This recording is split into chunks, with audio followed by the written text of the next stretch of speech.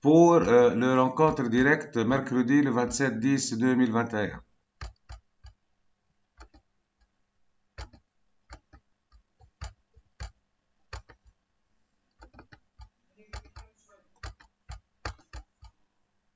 Donc, on doit accepter les autres. On commence par l'ordre du jour. Donc, premièrement, programme de la semaine S4. Deuxièmement, les exercices du cours de la semaine S4. Troisièmement, sujet de la semaine 4. Pourquoi se préparer à des situations d'urgence? C'est ça qu'on a choisi comme thème.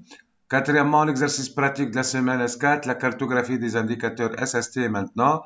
Et comme ça, on a terminé presque une cartographie des activités avec les éléments d'entrée, les éléments de sortie, avec aussi donc les indicateurs qualité, les indicateurs sécurité, les indicateurs environnementaux.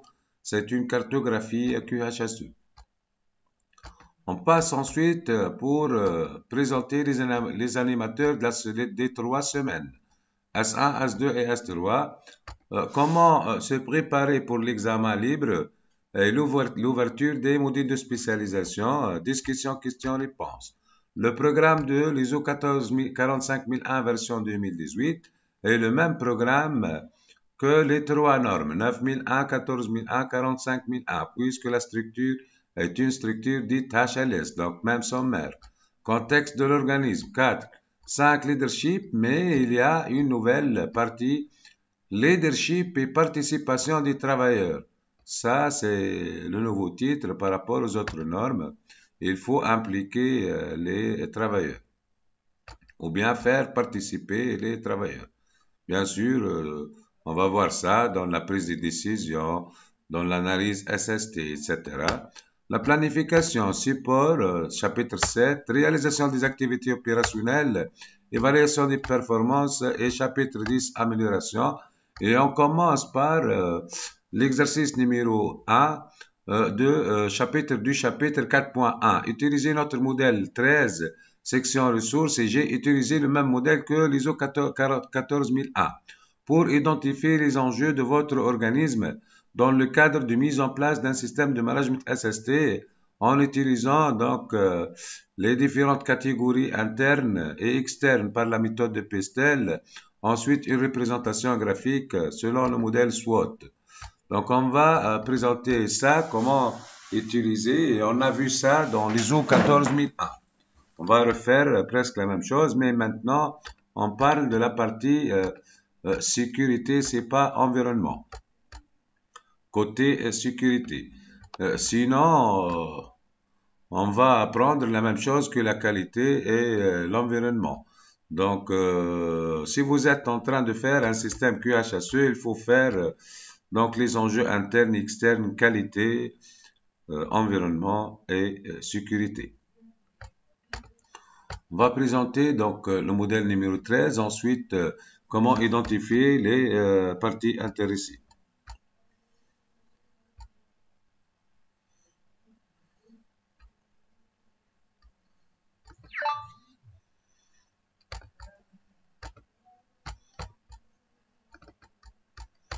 Voilà, donc le même principe.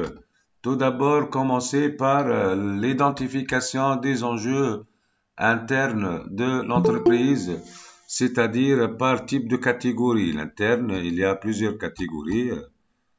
Quelles sont les catégories internes? Bien sûr, ce sont les forces et les faiblesses.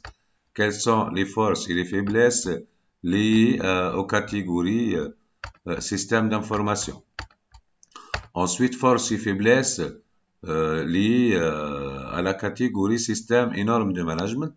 Bien sûr, en termes de santé et sécurité du travail. Style et culture de l'organisme, quelles sont les forces liées aux santé et sécurité du travail, faiblesses aussi liées aux santé et sécurité du travail, catégorie contrat, etc. Et vous pouvez ajouter d'autres catégories internes. Voilà, donc gouvernance et structure de l'organisme, conformité réglementaire, politique et objectifs, stratégie, capacité et aptitude, système d'information, culture de l'organisme, contrat, etc. Pestel, on a vu ça, donc ajouter quels sont les enjeux externes, c'est-à-dire les opportunités et les menaces pour les catégories selon Pestel, c'est-à-dire politique, économique, sociale, technologique et environnementale et légale. Maintenant, on passe à la présentation. Donc, ici, en vert, ce sont les enjeux positifs. Et en rouge, tout ce qui est négatif, c'est-à-dire force, opportunité, enjeu opportunité. Ici, donc, faiblesse et les menaces. Et par la suite, déduire les enjeux, donc, comme on a vu pour la partie 14001. Donc, ici, copier-coller les opportunités, copier-coller les risques, et copier-coller les forces et les faiblesses. Ensuite, les parties positives ici, c'est-à-dire force et opportunité, déduire les enjeux. Menaces et faiblesses, déduire les enjeux. Bon, ça c'est une représentation graphique. Maintenant, on passe à l'analyse des risques pour répondre aux exigences du chapitre 6.1, c'est-à-dire quelles sont la liste des enjeux, les risques pour ces enjeux, ou bien s'il y a lieu des opportunités, identifier des risques, ou bien une opportunité, ou bien on peut identifier les deux ensemble pour l'enjeu numéro 1. Bien sûr, il y a donc un système d'évaluation des risques. C'est la probabilité, la sévérité, c'est la gravité, et la probabilité et l'indice de criticité. Donc, c'est 5 fois 2 égale à 10. Si la note elle est supérieure à 9, une action préventive est obligatoire. Bien sûr, on passe à un plan d'action ici. L'action responsable et échéance. Et voilà donc le plan de prévention issu de l'analyse du contexte, bien l'analyse des enjeux. Ça, on vous conseille d'établir ce tableau si vous êtes, bien sûr, si vous travaillez dans un établissement ou bien une société, etc. Essayez de le faire. C'est facultatif, c'est pas obligatoire. On passe maintenant à l'exercice suivant d'application. Mais dans le cas d'un parcours avancé, on va le faire comme exercice obligatoire. Les exercices du cours de la semaine 3, numéro 2, exercice 2, utilisez notre modèle 14 pour identifier les parties intéressées et les exigences légales et autres exigences du projet SST. Même chose, va remplacer le terme obligation de conformité pour la norme ISO 14001 par les exigences légales et autres exigences des parties intéressées. On va vous montrer comment utiliser donc le modèle 14. Voilà, donc c'est le même principe qu'on a vu donc pour la norme 14001. Donc vous devez identifier les parties intéressées externes, PI parties intéressées internes, exemple personnel, ici client, les attentes, vous pouvez mener des enquêtes. Sinon, si vous connaissez les besoins et les attentes, on va les mentionner directement. Est-ce que c'est pertinent, oui ou non? Et ça, c'est très important. Comment identifier la pertinence? Peut-être il y a aussi d'autres solutions pour déterminer la pertinence. Vous devez ajouter tout d'abord, insérer une colonne ici, l'effet sur en cas de non-réalisation ou bien de non-respect des exigences clients et des attentes clients, quels sont les effets ici? Par exemple, la non-satisfaction. La non-satisfaction des clients, et c'est très pertinent puisque le client doit être satisfait, par exemple. Et si l'état, c'est externe, non-satisfaction, suite l'exigence de l'administration, c'est respecter les exigences légales et réglementaires. Donc, non-satisfaction ou bien pénalité, etc. Donc, c'est pertinent. Quels sont les risques à identifier pour répondre aux exigences 6.1? S'il y a lieu aussi des opportunités à ajouter. Et on passe au plan d'action. Bien sûr, c'est l'action préventive relative aux risques pour éviter les risques. Bien sûr, si cette exigence et attente des clients, elle est liée à une exigence légale, vous devez mentionner le titre. Est-ce que c'est cahier de charge, loi, etc. Donc, et s'il y a une exigence légale, donc c'est très pertinent et automatiquement la pertinence c'est Y. Hein. Yes. Donc ça, c'est très important. Essayez aussi de le faire. Bien sûr, l'objectif d'identifier les parties intéressées, le contexte, c'est de passer à l'établissement de votre domaine d'application et aussi la partie 4.4, l'identification des processus clés de votre système de management SST. Ça, on a vu ça pour l'ISO 14000. Exercice 3. Établir un modèle de cartographie des processus concernés par le système de management de votre organisme. On peut garder ici le processus de management environnemental et santé et sécurité. On va regrouper le processus santé et sécurité avec l'environnemental. Si vous travaillez pour un système QHSE, processus QHSE ici. On peut aussi séparer, recruter un responsable SST qui doit piloter un processus indépendant, processus SST. Donc, processus fabrication, si la fabrication est concernée par le suivi des indicateurs SST, donc processus fabrication, contrôle qualité commerciale, conception et développement, ressources humaines, achat et maintenance. Bien sûr, je vous conseille aussi de partager tout ça sur Facebook pour un objectif d'échange d'expérience entre les apprenants. Exercice 4. Établir un modèle d'une politique SST de votre organisme. Bien sûr, approprié à la finalité et au contexte. L'objectif ici de l'exercice 1, c'est de déterminer les axes stratégiques, c'est-à-dire l'orientation stratégique de la direction. On peut ajouter à la fin ici l'orientation stratégique, hein.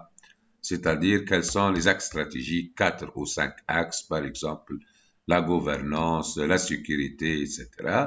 Et à partir de ces axes stratégiques, on doit établir des objectifs tactiques SST. Ces objectifs doivent être cohérents avec les objectifs stratégiques. Exemple des objectifs tactiques dans la politique, optimiser la veille réglementaire, prévoir tout accident et réduire de façon permanente le nombre des accidents pour l'ensemble de nos activités, assurer la santé et la sécurité des biens et du personnel, se conformer à la réglementation et à partir de ça, on doit déployer donc tout ça pour les processus et on doit identifier quels sont maintenant les objectifs opérationnels, c'est-à-dire les indicateurs qui doivent être aussi cohérents avec les objectifs tactiques. Les objectifs tactiques doivent être cohérents avec les objectifs stratégiques. Ça, c'est la partie la plus importante. Donc, c'est le 6.1. Le 6.1, vous êtes désigné par le PDG de l'organisme pour lequel vous travaillez pour soutenir la mise en œuvre des systèmes de management SST. Il vous demande d'identifier les dangers et évaluer les risques des processus critiques. Veuillez compléter le tableau modèle 17 dans la partie ressources. Généralement, on utilise un document qu'on l'appelle, j'ai pas ici un modèle, le document unique. Ce document unique, donc, il va nous lister la liste des types de dangers et quels sont les risques. Mais voici un modèle qui regroupe aussi dans ses annexes, on regroupe l'annexe 2, l'aide à l'identification des dangers, annexe 3, on va le voir, etc. Comment utiliser ce modèle d'identification des dangers? Évitez d'utiliser le même modèle que le 14001. On ne peut pas utiliser le modèle de 14001 pour identifier les dangers. Le premier modèle pour la norme 14001, c'est un modèle d'identification des aspects et des impacts et on a utilisé comme modèle l'indice de criticité doit être supérieur à 200 est égal à F fois G fois D fois R avec D c'est le maîtrise, mode de maîtrise et R c'est la conformité réglementaire. Voici par contre ce modèle d'identification du danger n'est pas compliqué mais c'est différent que l'environnement. Ici, service, production, unité, par exemple, usinage, activité, c'est l'usinage et travaux. Vous pouvez lister les travaux. Situation de travail et tâches. La direction, directeur de production, les participants. Donc, on doit faire ça en groupe de travail, complété par et approuvé par le RMQ, la direction, par exemple, et les dates. Ça, c'est simple. Comment établir donc la cartouche, la partie cartouche. L'identification des dangers, on commence par une situation de travail et tâche. La situation du travail et tâche. Ici, c'est la colonne des dangers, et voir annexe 2. Et vous avez une liste des dangers. Il existe plusieurs types de dangers. Les dangers physiques, les dangers mécaniques, les dangers électriques, les dangers thermiques, les dangers ergonomiques, psychosociaux, chimiques, biologiques. Et vous avez des exemples. Pour enrichir votre aide à l'identification des dangers, si vous identifiez un nouveau danger physique à ajouter ici, par exemple XY, et comme ça, on peut enrichir, donc chaque fois, on va enrichir le nouveau danger. Vous pouvez utiliser votre document unique qui est téléchargeable sur Internet, etc.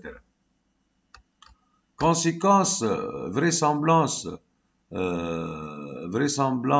semblable à la SST, exemple, noyade, être emporté par les courants, cours, chaleur, etc.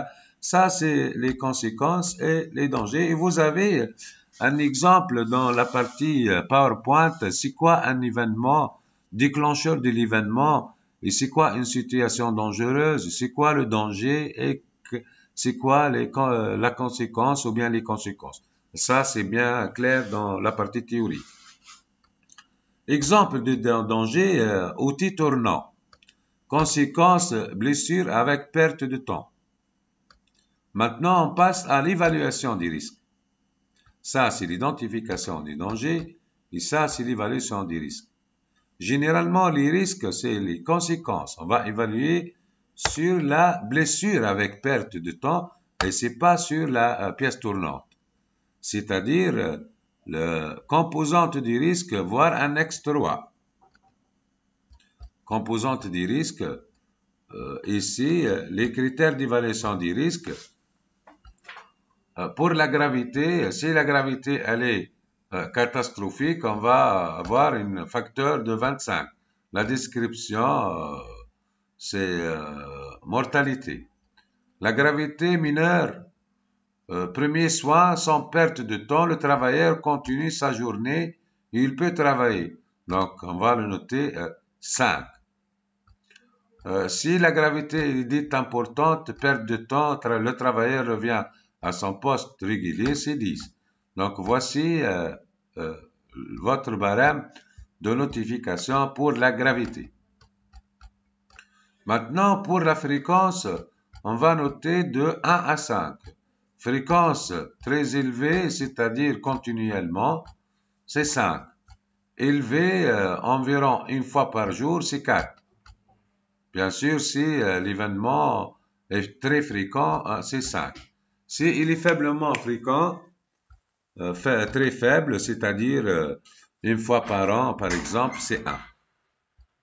Ça, c'est la fréquence d'exposition. Et vous avez des exemples dans la partie course. C'est quoi l'exposition? Maintenant, la probabilité, quelle est la probabilité que la gravité de l'événement accidentel retenu se produit en tenant compte des mesures en place? Si l'événement, ou bien la probabilité de la gravité que l'événement accidentel retenu se produit en tenant compte des mesures en place, très probable. aucune mesure de sécurité va certainement survenir un jour. On va le noter 10. Si il est faiblement probable ou improbable complètement, c'est 1. Pratiquement, c'est impossible. Donc, peu probable, c'est 2. Donc, comme vous voyez, il y a trois critères d'évaluation du risque. G fois F fois P. Et votre barème, donc, c'est clair, minimum de 5 à 25, minimum fréquence de 1 à 5 et de la probabilité de 1 à 10. Quelle est la note maximale ici? C'est 25 fois 5, 125 fois 10, 1250. Donc ici, on va noter que la gravité de la pièce tournante, on va prendre l'exemple, la gravité de la pièce tournante, c'est noté important. Vous avez une liste déroulante ici, vous pouvez changer sans regarder l'annexe. Important, c'est-à-dire important, la gravité. Important, la gravité, donc c'est 10.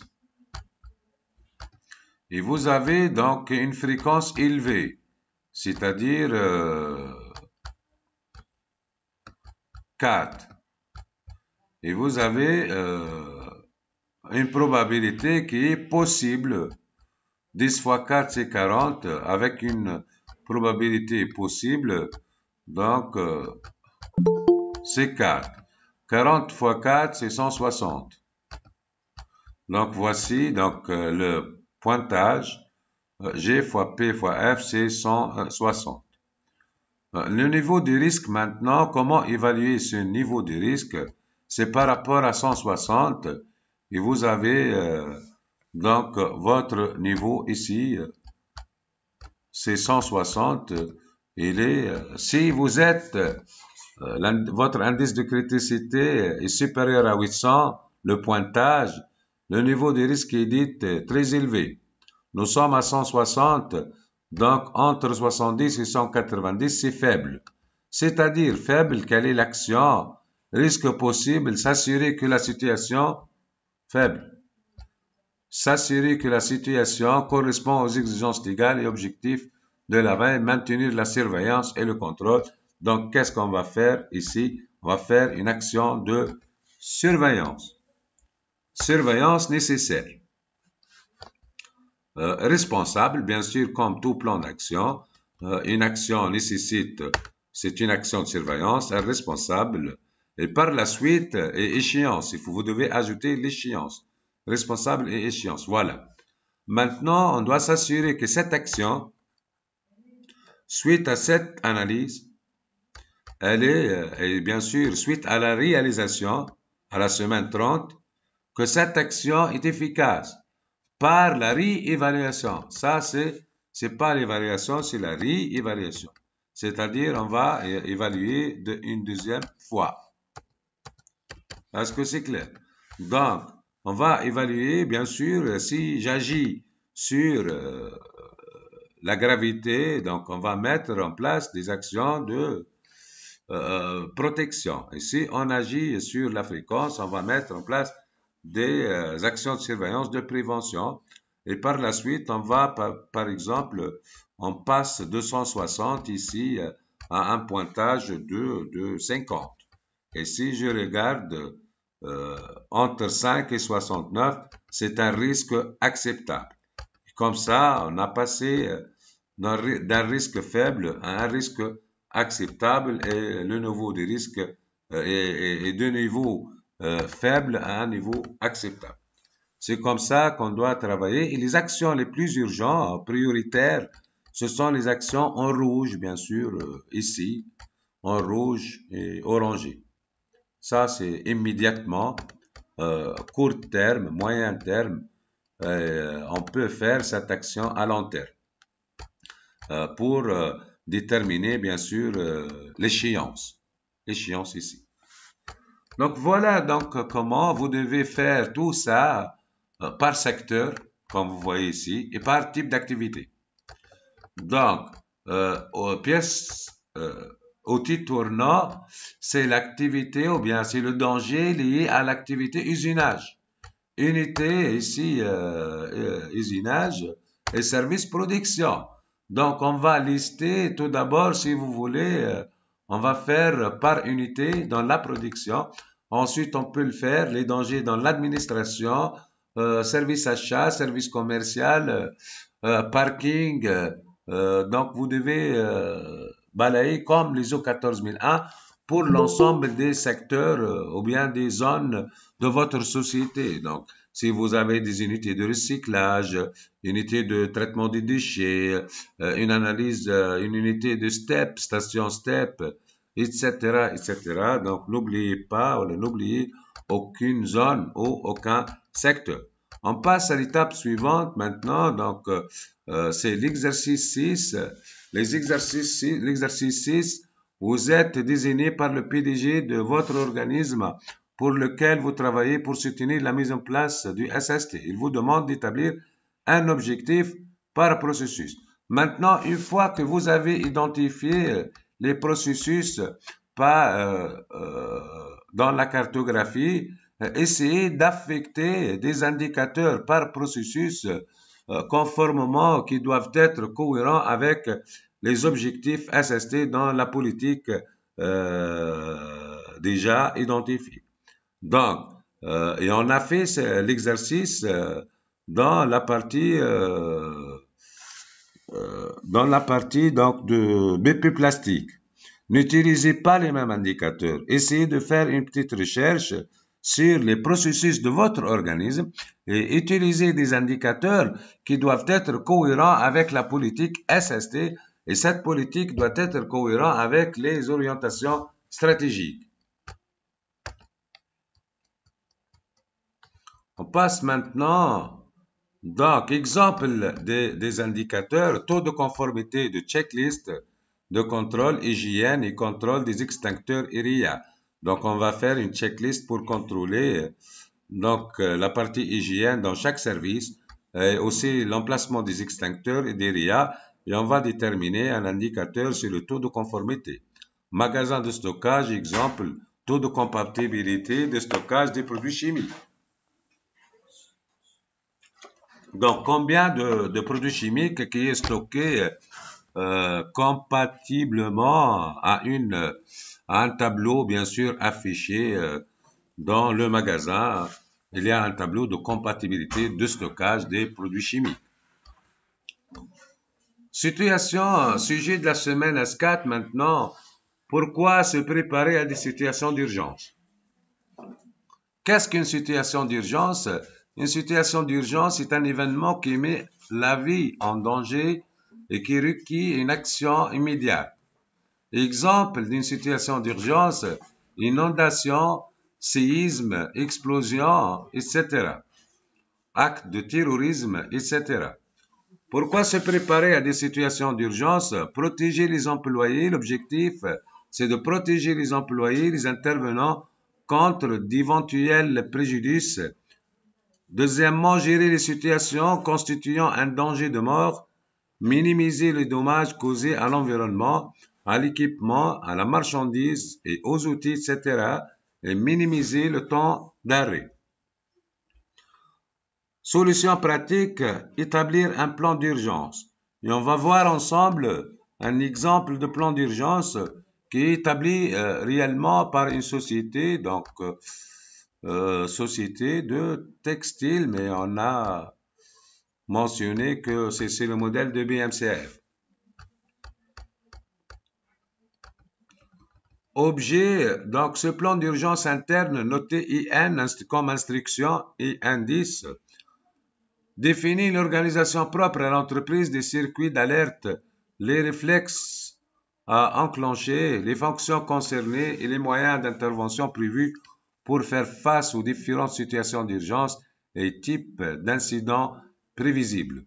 Son application à la lettre est fondamentale pour éviter ou réduire leurs conséquences sur l'environnement ou le SST dans sa globalité, y compris les personnels et les équipements. Il existe trois niveaux donc, de situation d'urgence. Niveau 1, niveau 2, niveau 3. Niveau 1, toute situation d'urgence qui se produit peut en général être contrôlée rapidement pourtant que le personnel présent sur le lieu d'incident soit formé. Exemple des situations d'urgence niveau 1, petite fuite et déversement, incendie de faible ampleur, rejet atmosphérique peu important. Niveau 2, exemple des incidents niveau 2, fuite et déversement de grande ampleur, mais qui n'arrivent pas au collecteur des eaux usées, exemple en Tunisie, le réseau ONAS. Incendie qui affecte plus qu'une zone ou équipement, incendie dans un dépôt combustible ou de matière facilement inflammable. Niveau 3, c'est plus grave, c'est un danger, incendie incontrôlable, fuite et déversement de grande ampleur, des émanations atmosphériques graves, une explosion, etc. Maintenant, on parle dans la troisième partie de l'évacuation. Et dans ce cas, il faut faire afficher donc des plans d'évacuation euh, dans tous les secteurs, bien sûr. Et vous devez aussi donc faire un test à blanc une fois par an, au moins une fois par an. J'insiste, au moins une fois par an, un test à blanc sur l'évacuation. L'évacuation totale ou partielle du personnel de l'entreprise peut être nécessaire à n'importe quel niveau d'urgence. Parmi les incidents qui peuvent provoquer cette situation, on notera en particulier les incendies ou écoulements dans les zones de stockage, etc. Les plans d'évacuation sont affichés dans tous les locaux. Situation, bien sûr, vous devez aussi respecter la réglementation. Il y a des experts pour l'établissement des plans d'évacuation, etc. Situation et incident qui déclenche le plan d'urgence. Donc, fuite et écoulement de produits ou de gaz dangereux, fuite et écoulement de produits dangereux, incendie, panne dans les installations, explosion des installations. Quels sont les moyens d'intervention? Parmi les moyens d'intervention, système de communication par téléphone, GSM, on trouve les alarmes aussi, les systèmes de détection du fumée, etc., les équipements de protection contre les incendies, les RIA, et ça c'est très important, vous devez contrôler aussi les RIA et de faire aussi des tests à blanc une fois par an, par exemple, sur le fonctionnement des RIA. Il faut s'assurer que les RIA fonctionnent. Bien sûr, il y a aussi, donc, vous devez donc aussi s'assurer du fonctionnement des extincteurs à travers des bureaux de contrôle, aussi les poteaux d'incendie et les parafoudres, des murs coupe-feu, etc. Ressources externes en cas d'urgence, appelez, c'est le cas de la Tunisie, appelez la protection civile 191 des hôpitaux numéro tel et tel, SAMU 190. Équipe d'intervention, vous devez mentionner ici quelle est l'équipe formée, c'est-à-dire de premiers secours. Normalement, vous devez ajouter un tableau et une liste des guide-fils, serre-fils, aussi un expert en secourisme ou bien quelqu'un qualifié en secourisme, guide-fil, serre-fil, etc. Personnel qui n'a pas de mission assignée. Procédure générale de conduite en cas d'urgence. Qu'est-ce qu'il faut faire en cas de fuite ou écoulement de gaz? Voilà donc la procédure à faire. Alerter le responsable de sécurité, essayer de remédier à l'incendie, juger de la gravité, etc. Bon, vous pouvez transformer ça en consigne affichée. Hein. Consigne affichée. Méthode d'évacuation d'urgence en cas d'incendie. Aussi, vous pouvez le faire sous forme de tableaux. Suivre les directives des membres de l'équipe d'évacuation, guide-fil, serre-fil. Méthode d'urgence en cas de séisme, qu'est-ce qu'il faut faire en cas de séisme? Dans tous les cas, restez calme et communiquez ce calme à ceux qui vous entourent. Aussi, après le tremblement de terre, qu'est-ce qu'il faut faire? Méthode d'urgence en cas d'orage, d'organes, s'informer et informer tout le personnel, protéger les fenêtres de votre entreprise, prévoir rentrer tout ce qui est susceptible de s'envoler, etc. Méthode d'urgence en cas d'attaque terroriste, s'échapper, localiser le danger pour vous en éloigner, si possible aider les autres personnes à s'échapper, ne vous exposez pas. Euh, euh, Si c'est impossible, se cacher, etc. Donc, en cas l'évacuation, voire plan d'évacuation, donc, et vous devez faire des essais à blanc, comment évacuer, donc, le personnel de l'entreprise. Et fin de situation d'urgence et le rapport. Lorsque l'incident est clos, le coordinateur en cas d'urgence rédigera un rapport sur l'incident. Bien sûr, vous devez garder tout ça. Il y a des rapports réglementaires aussi à établir, etc. Voilà donc un exemple des situations d'urgence. On passe à la, on passe à la cartographie. On passe à la cartographie de l'exercice pratique de la semaine S4. La cartographie des indicateurs SST. Il est recommandé de communiquer ça. Il est recommandé de communiquer ça.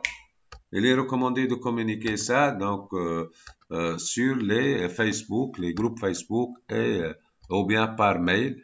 Bien sûr, on va garder le IN19 et IN7 et ajouter quels sont les indicateurs de sécurité ici.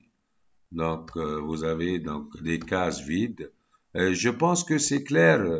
Donc, vous devez ajouter un indicateur pour la fabrication, un seul indicateur, puisqu'il y a une seule case, et deux indicateurs QHSE et des indicateurs ressources humaines et finances. Et donc, on a terminé avec les indicateurs QHSE pour l'ensemble des processus et vous pouvez le faire pour votre entreprise. Bien sûr, vous devez changer les titres des processus conformément à votre entreprise. On passe maintenant aux animateurs des semaines S1 plus S2. Même chose, on trouve donc en premier lieu les principaux contributeurs, monsieur, madame, mademoiselle ou bien madame Mounet, c'est la première. Houssam en deuxième lieu. Et ça, donc, aussi, je pense que c'est Mounet ou mais c'est l'apprenant, il est inscrit dans la plateforme. Hein. Donc, continuez, bon courage. On trouve ici, donc, le badge de Facebook, qui est un badge montant de 2 étoiles, plus 2 étoiles, puisqu'il a, bien sûr, participé, ou bien il a publié des publicités importantes. Donc, on trouve aussi le Facebook, il peut décerner des badges étoiles montant. Très bien, Mounet, donc continuez comme ça. Bien sûr, pour avoir des cadeaux à partir, je pense, de la semaine 6. Hein. On va décerner des chèques cadeaux pour les 5 semaines S1, S2, S3, S4 et S5. Maintenant, on passe, puisque l'ouverture de l'examen libre est prévue donc très prochainement. Voilà le calendrier. À partir de la semaine prochaine, donc, on va ouvrir l'ISO 19011 et en même temps l'examen libre. Donc, on va ouvrir le 11, le 1-11, le module semaine 5, ISO 19001. Le même jour, on va ouvrir l'examen libre, c'est-à-dire un apprenant qui a complété tout ça avec 60% chaque module. Il peut faire lundi, le premier 11, le module 5, et il peut aussi faire lundi, le même jour, l'examen libre. En attendant, bien sûr, l'ouverture des spécialisations. Voilà donc le principe, badge module 1, badge module 2, 60%, 3, 4 et 5 la semaine prochaine. Donc, la note doit être supérieure à 60% pour chaque module. La fermeture des 5 modules QHSE, c'est prévu le 7-11-2021 à 8 heures. C'est pour cela que j'insiste toujours sur compléter les modules afin d'éviter le cumul. Voici le cumul, c'est la semaine 5. Donc, si vous gardez le module 3 et 4 pour la semaine 5, il y a un cumul de module 3, 4, 5 et examen libre. Si vous voulez reporter votre examen ici, c'est possible. Mais il y a aussi l'ouverture des spécialisations. Vous devez les reporter aussi pour la semaine 7 et vous devez reporter votre examen pour la semaine 8. Donc, l'inscription des examens commence aussi à partir de 8-11, ici. L'inscription d'examen et le paiement, il commence à partir de 8-11. Voilà, donc, vous avez maintenant, par exemple, 5 badges avec 60%. Vous êtes éligible de passer l'examen. Donc, il ne faut pas faire l'examen libre sans s'assurer que vous êtes éligible, c'est-à-dire, vous avez 5 badges. Examen libre lundi, le 7-11 à 10 heures, vous pouvez commencer. L'examen concerne les 5 modules de base, durée d'ouverture 2 semaines, et il y a 60 questions.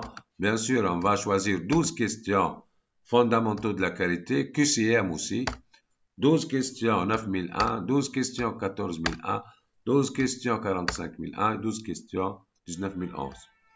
2 modules de spécialisation parmi 15. Ensuite, ici, il y a un badge 5 étoiles, c'est-à-dire vous avez réussi l'examen libre de 5 modules de base. Et un apprenant qui a réussi, bien sûr, l'examen libre, il peut facilement réussir l'examen de certification surveillée. Maintenant, voici la première étape, la deuxième étape. Troisième étape, vous avez le choix de 2 modules de spécialisation parmi 15. Et l'ouverture, c'est à partir du mercredi, c'est pas mercredi, c'est lundi, le 14. Lundi, le 14, je crois, lundi. C'est pas les spécialisations, c'est le 8-11 plutôt, c'est pas le 14. C'est le 8-11, lundi le 8-11.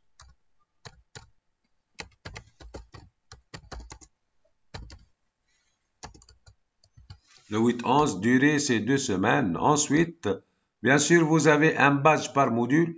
Vous pouvez faire 15 modules, dont 2, les meilleures notes inclus dans le parcours, c'est-à-dire avec le prix de 60 €, vous avez 2 badges, 2 attestations, une attestation QHSE et un certificat QHSE, responsable management QHSE.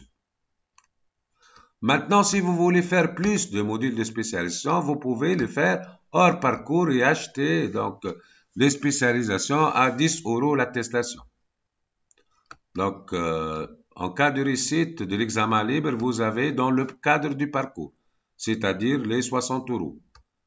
10 € pour une attestation QHSE.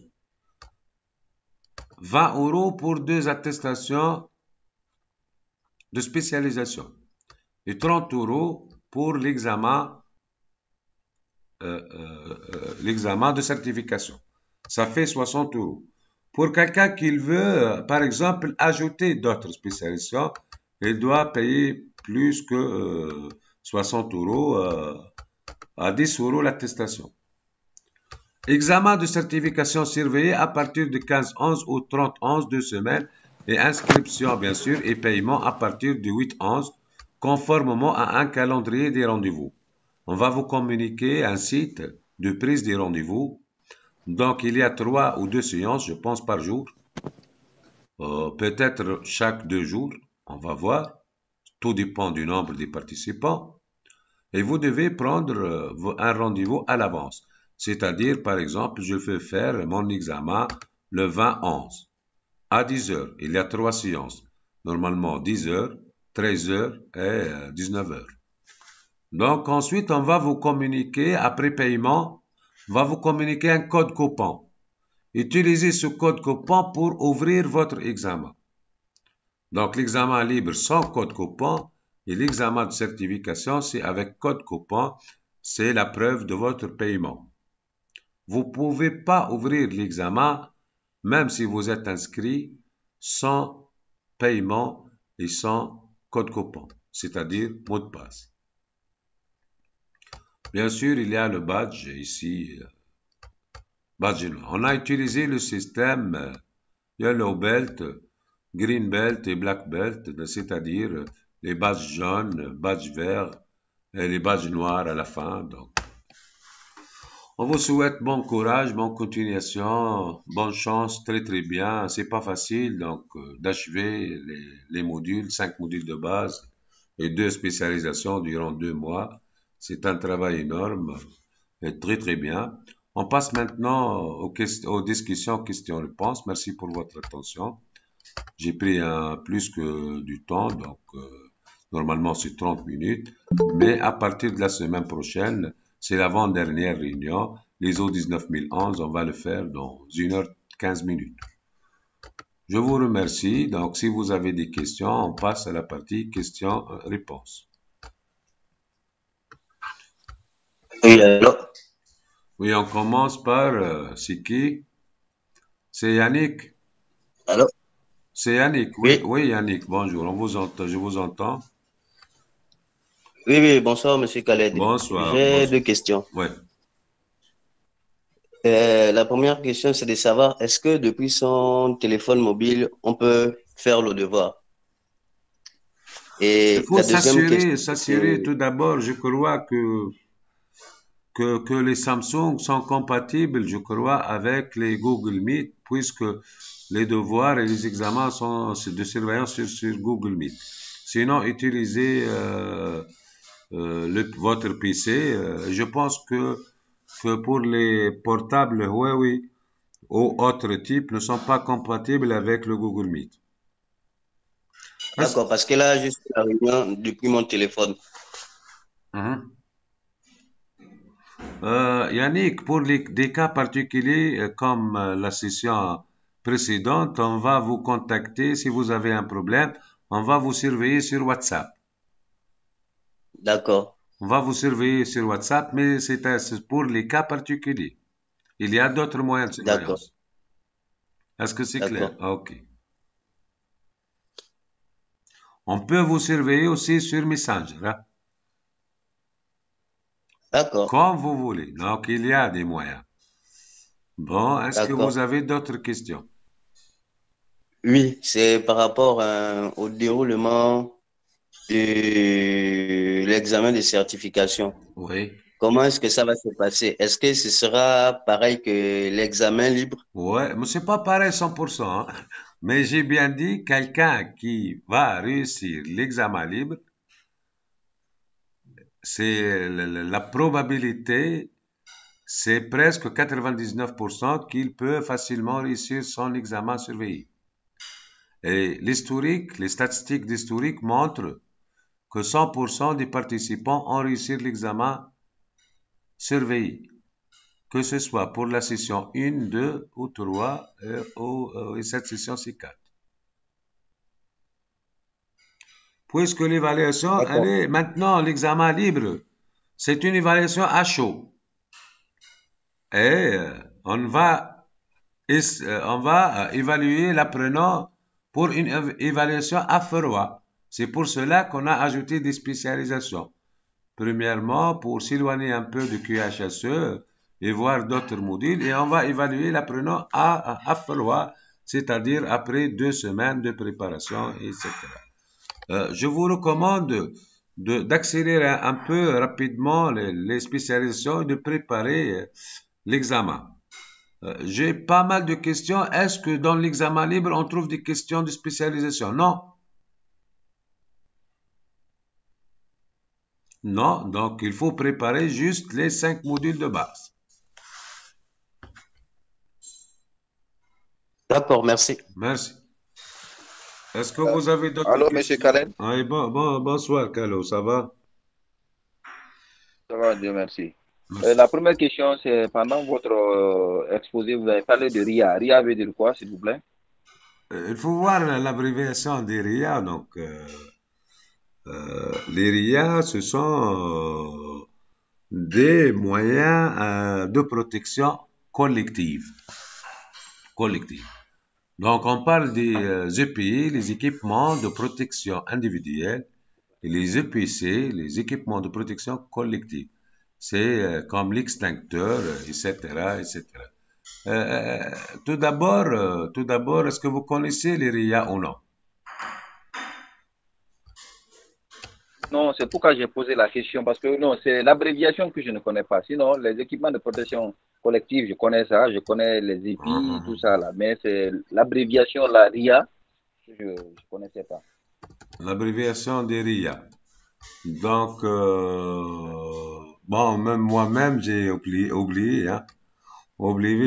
J'ai oublié l'abréviation des RIA. Allô? Oui, Alors, monsieur Khaled? oui, Allô?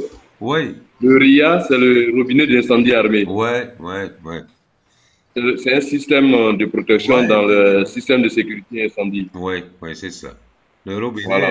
C'est les colonnes dans lesquelles on met de l'eau pour pouvoir éteindre l'incendie lorsqu'il est amorcé. Bon, c'est pas Calo. Oui. Oui. Normalement, votre question, c'est une question de, vous pouvez faire une petite recherche, hein. Les RIA, mais pour moi, c'est un équipement de protection collective, hein, collective. Mais l'abréviation, sincèrement, Ok, c'est j'ai bon, j'ai oublié compris. ça. C'est le robinet d'incendie, hein. Ok, d'accord. Ah oui, C'est le robinet d'incendie armé. armé. C'est dans le système de SSI. Merci pour... Ok. Ouais. Est-ce que c'est clair, Calo? C'est clair. Bon, on passe à une autre question. Ok, la deuxième question, Ouais. M. Khaled. Ouais. Oui, ça c'est clair. J'ai une deuxième question. Oui, ça c'est clair. J'ai juste une deuxième question. Ouais.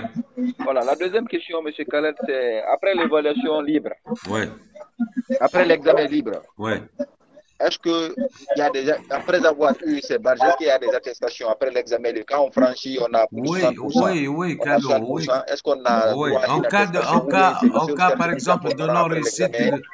en cas de non-réussite de l'examen libre, par exemple, vous pouvez Oui. continuer avec les spécialisations. Ou bien vous pouvez acheter une attestation par module, quel que soit le module. Par exemple, 9001, 14001, 45001, à 10 euros l'attestation. À 10 euros l'attestation. Est-ce que c'est clair?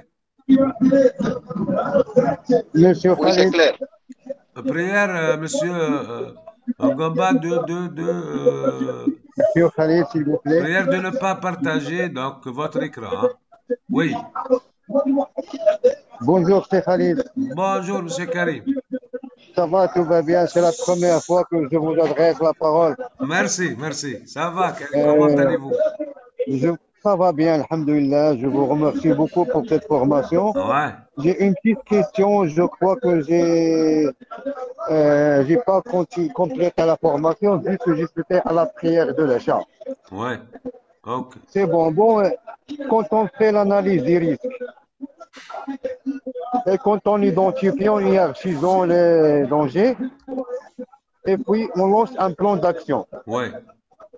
Donc, pour s'assurer vraiment que cette action a été efficace, donc comme vous avez dit, on fait une réévaluation. Oui, c'est ça. Mais ce que je veux demander, comment on peut capitaliser cette action? C'est-à-dire? Quels sont les moyens? Comment capitaliser cette action comme un retour d'expérience, comme on peut les enregistrer ou les partager avec les bonnes pratiques? Quels sont les moyens de présenter, on ne sait jamais, à un auditeur s'il nous demande si cette action est efficace ou non. Quels sont les moyens de réponse par la communication? Je ne sais pas pourquoi vraiment. Ce sont des contraintes qu'on n'est pas sûr de bien répondre aux questions des auditeurs. C'est-à-dire, comment peut-on faire la réévaluation ou quoi? Ou bien capitaliser la réévaluation? Quand on dit une action était efficace, était clôturée, mais on doit la capitaliser. C'est-à-dire que peut-être qu'elle sera générée par d'autres ateliers ou pour d'autres extensions. Ouais. Ou peut-être qu'elle est partagée par l'ensemble du groupe. Ouais. La meilleure solution, c'est de partager ça donc dans l'intranet ou bien par groupe. Et parfois, on affiche ce tableau donc dans la production. On affiche, D'accord. oui, on affiche le tableau dans la partie production pour capitaliser la capitalisation des actions préventives. Il y a aussi, donc, par exemple, il y a le QRQC, par exemple. Le QRQC, c'est Oui. un outil de résolution de problèmes qu'on doit l'afficher dans la production pour capitaliser les actions efficaces. Donc, On va garder tout ça durant des années, hein, durant des années. oui. Deuxième question. Suite à un incident matériel ou presque accident ou situation dangereuse, quand on fait un rapport et on lance les actions, ces actions doivent être mentionnées automatiquement dans l'analyse des risques. Ouais. Peut-être que, peut-être que ces actions n'étaient pas prises en compte dans ces situations ou dans la liste exhaustive des risques. Donc, on lance des actions. Donc, chaque fois, ce que je Chaque fois veux, qu'il y a un incident ou accident, on doit le un- lancer dans un- l'analyse des risques. oh, d'accord. Mais parfois, suite à la charge de travail, est-ce qu'on a la possibilité de faire un planning ou planifier ces actions pour le cumul de 3 mois, par exemple? Parce qu'on n'est vraiment pas tout à fait libre pour chaque fois qu'il y a une action, on doit la mettre à jour dans nos documents uniques. Ouais, Peut-être, est-ce qu'on peut lancer cette action ouais. comme un planifié dans peut-être que chaque 3 mois, on fait une révision de cette analyse en instaurant ces actions qui ont été générées suite aux actions qui sont déclarées. Oui, c'est possible, bien sûr, c'est possible. Pour un auditeur, normalement, il doit chercher une preuve de suivi de ses actions. C'est pas donc de les mentionner chaque fois donc dans l'analyse, hein. Donc, D'accord. est-ce que vous avez un tableau de gestion des AA, AC, AP qui regroupe l'ensemble des actions? Oui, Donc, on a un. vous pouvez les mentionner dans le tableau de gestion des D'accord. actions correctives, préventives et amélioration. Donc, le tableau qu'on dispose dans notre activité, c'est un tableau récupératif de tout l'ensemble des Très actions bien. Dans ce tableau, et, oui. et, et les livrets qui vont du coup, soit l'origine de situation dangereuse ou l'analyse environnementale ou la veille réglementaire. Très bien. Donc, on liste toutes les parties actions comme ayant une cible de la source. Oui. C'est C'est ça. ça le tableau le plus important pour un auditeur, donc qui Voilà. regroupe l'ensemble des actions, bien sûr, sans revenir à l'analyse et ajouter cette action, hein. Merci très bien, Cheikh Ali. Merci Karim, merci. Merci, c'est très gentil. Votre formation vraiment était admirée. صراحة الله Merci. يعطيك الصحة كي كنقولوا. Merci beaucoup, merci. Bonne continuation, bon courage. Merci Bonsoir, vous-même Monsieur à Khaled. tous les participants. Ah, Inch'Allah, bonne chance, Karim. Oui, oui, bonsoir. Bonsoir, Euh, quelqu'un d'autre?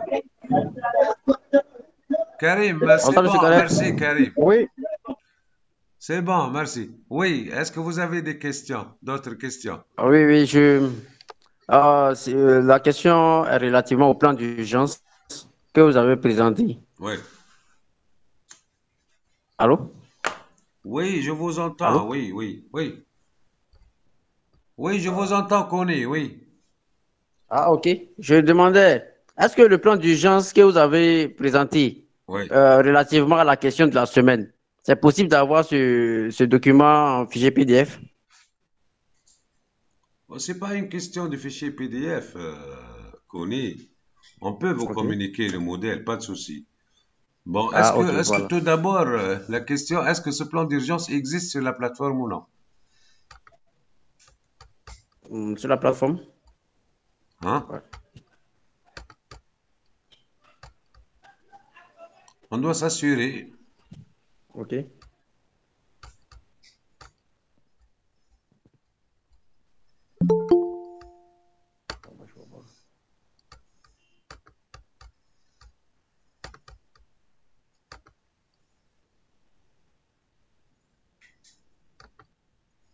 Monsieur Loco, je crois qu'il a répondu que Le plan d'urgence n'existe pas sur la plateforme.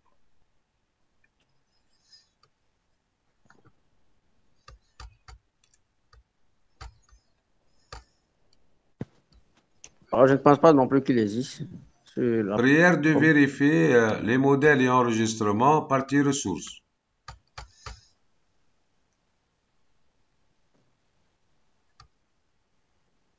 Non, n'existe pas. Oui, oui, puisque ce n'est pas un exercice. Donc, j'ai ajouté les modèles pour les exercices. On va l'ajouter, pas de souci. Plan d'urgence, Ok. on va l'ajouter ce soir, hein, comme Ok, modèle. merci beaucoup. Ok, Mais, merci beaucoup. mais Monsieur Kony, il y a un parcours, sincèrement, on va l'ajouter, mais il y a un parcours avancé.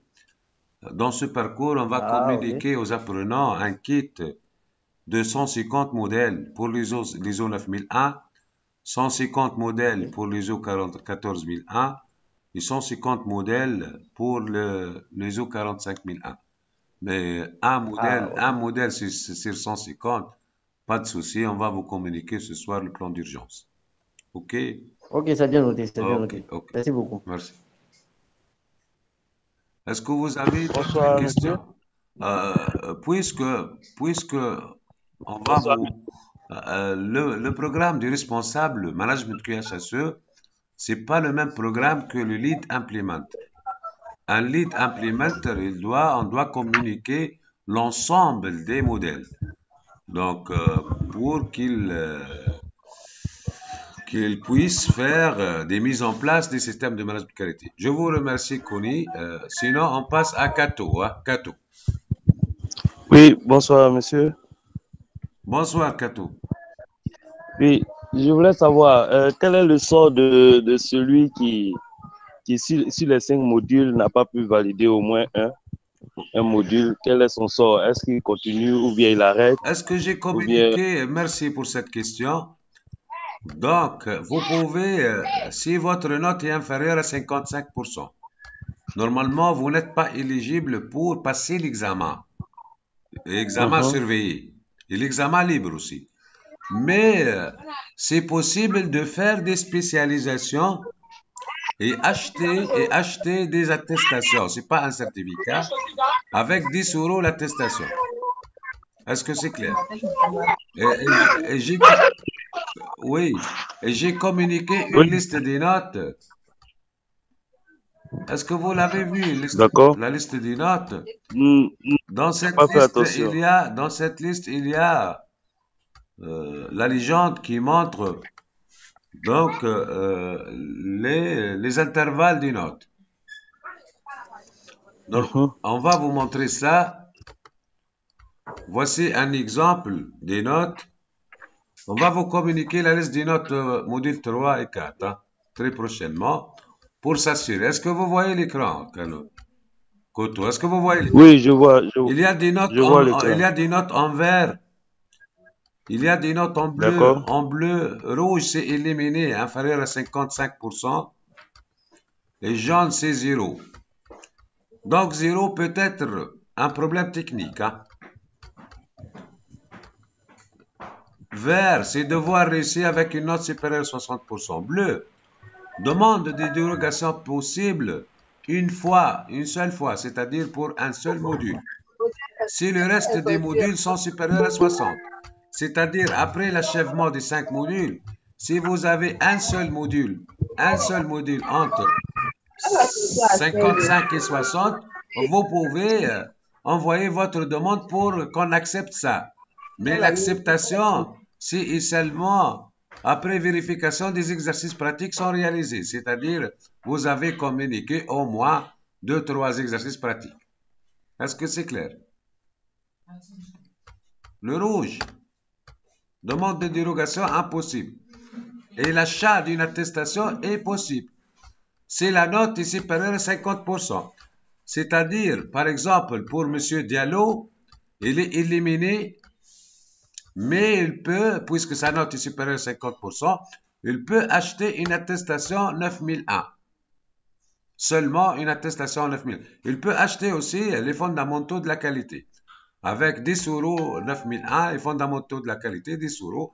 Donc, il peut arrêter. et payer 2 attestations et acheter les 2 attestations. Est-ce qu'il peut continuer? Oui, bon, c'est inutile de faire l'examen libre et l'examen maintenant surveillé, mais Cano, il veut acheter, par exemple, 15 attestations de spécialisation. Il peut faire les 15 et réussir les 15 spécialisations, et par la suite, il peut acheter avec ça, donc, 17 attestations en global. Donc, peut-être Cano, c'est mieux que, bon, le certificat, c'est plus important que les attestations. Il peut acheter, par exemple, fondamentaux de la qualité, ISO 9001, pour enrichir le CV. Hein.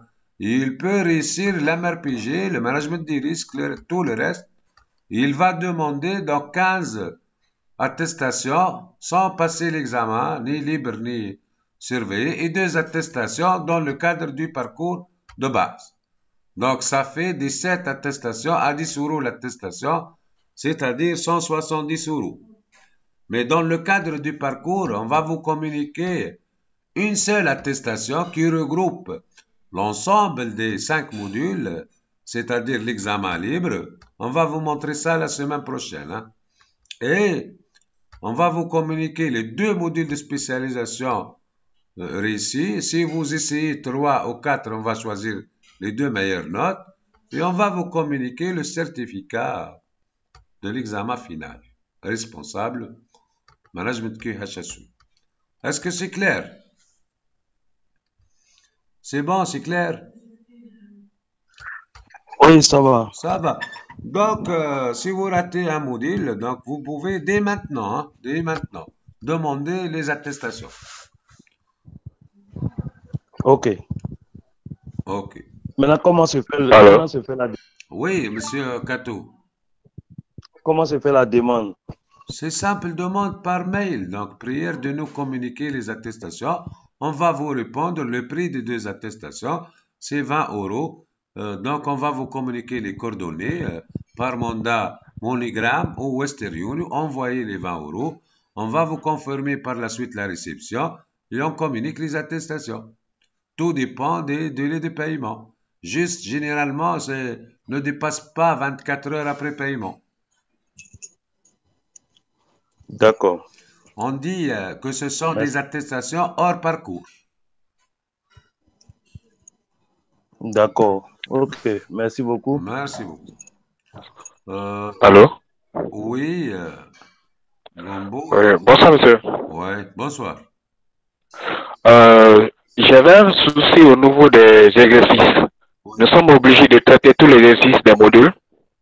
Non, c'est pas obligé. Les exercices pratiques sont obligatoires pour un parcours avancé. Mais si quelqu'un il veut enrichir les connaissances ou bien assimiler la théorie par la pratique, vous avez donc vous avez des exercices facultatifs. Vous pouvez commencer la mise en place de votre système dans votre entreprise par les modèles communiqués. On a communiqué seulement pour chaque module 5 à 6 modèles. Hein. Mais pour un parcours avancé, on va vous communiquer 150 modèles. D'accord. Et pour module de spécialisation, oui.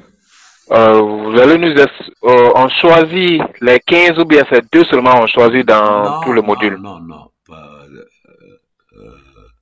Seiko, vous avez 15 modules sont ouverts en même temps.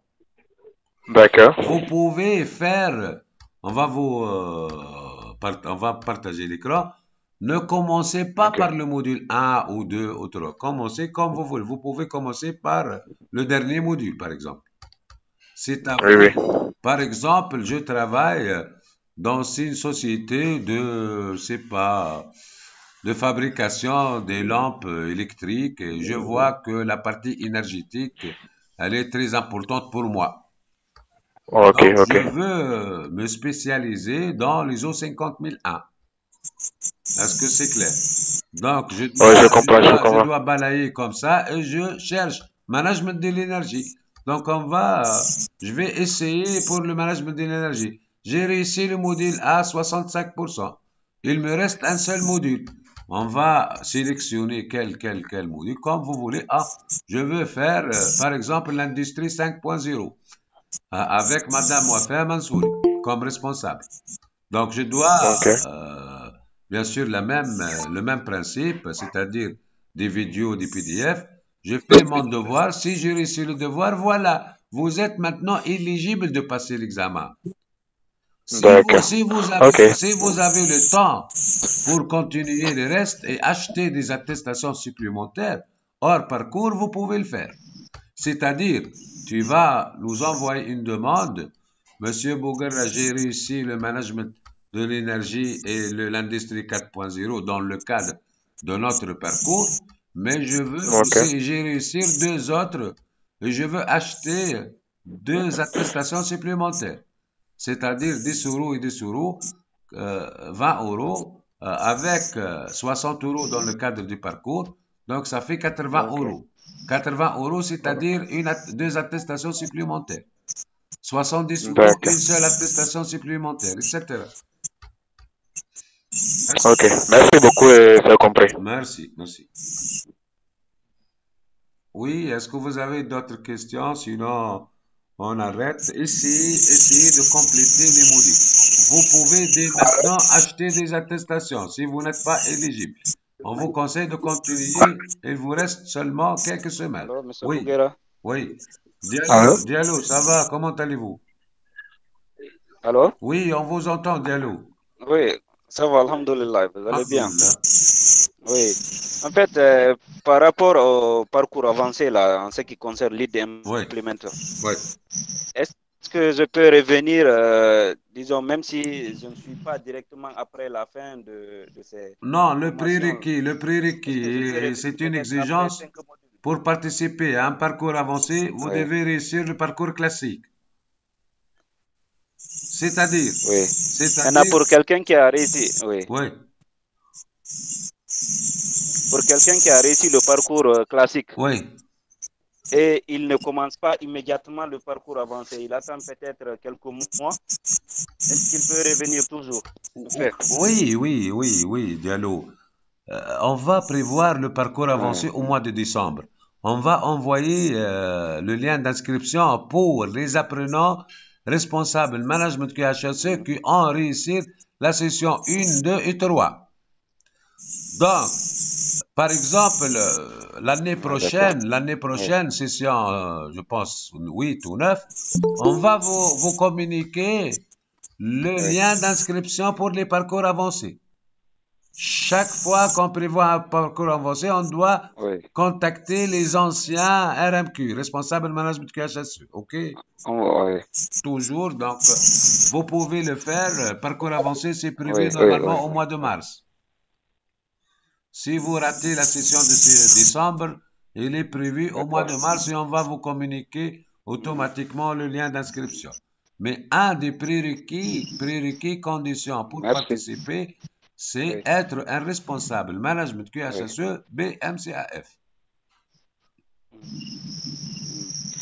Ok, en plus, il y a un des apprenants qui a posé une question que je n'ai Oui, pas bien compris la réponse tout à l'heure. C'était pour savoir les 15 modules qui sont ouverts après. oui.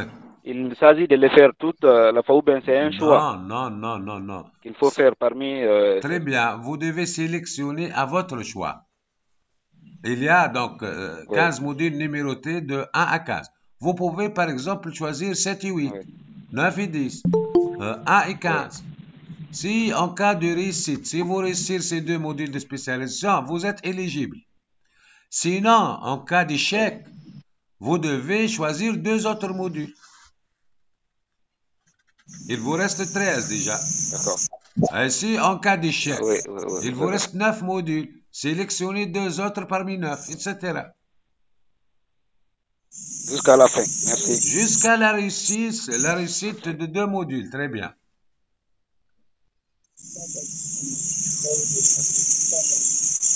Il y a des apprenants pour la session 3 qui a choisi de faire 10. Il a demandé l'achat de 8 autres modules de spécialisation supplémentaires. C'est pour enrichir le CV. Est-ce que c'est clair? C'est vrai. Oui. Si vous n'avez pas de questions, donc est-ce que Merci quelqu'un beaucoup. d'autre a une Oui, c'est question? clair. Sinon, on passe à la clôture. Oui, C'est moi, bon, c'est bon. Diallo, c'est bon. Abdelrahim Allô? Diallo, Abdelrahim, on vous entend. Bonsoir, monsieur Raleb. Bonsoir, Abdelrahim. Désolé, j'ai pas Oui, pu. oui, s'il y a pas quelqu'un... oui. Non, il y Dis a les Abdelrahim occupations. Diallo. Ensuite, je reviens à vous, monsieur Hassan Diallo. Ok. Monsieur Raleb, au cas où si on réussissait les examens préliminaires pour la partie avancée, quels seraient les coûts et le temps des cours? Bon, pour le D'accord. parcours avancé, on va Oui. prévoir 3 séances de présentation de ce parcours avant de s'inscrire. Ok. Bon, on va Et parler le sur coût, le vous prix. avez une C'est combien pas de trop cours? cher. C'est presque 3 fois le prix du parcours responsable management QHSE.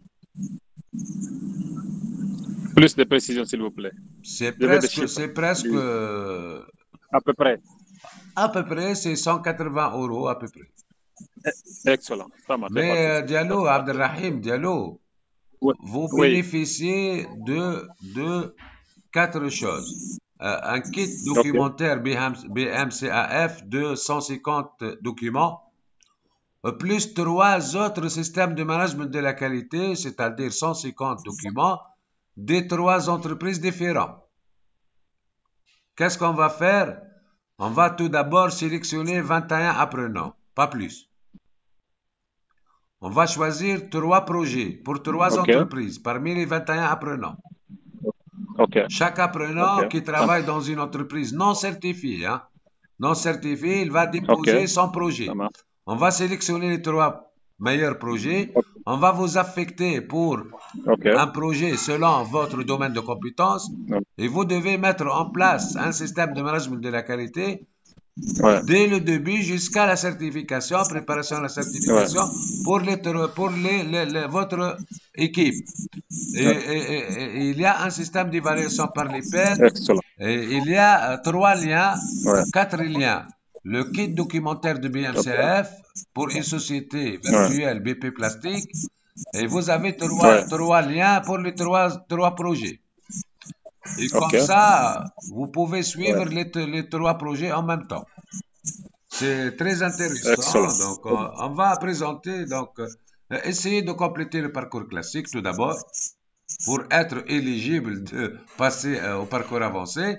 Et par la suite, on en Il n'y a pas de parlera. souci. On va le compléter, Inch'Allah. Inch'Allah, merci.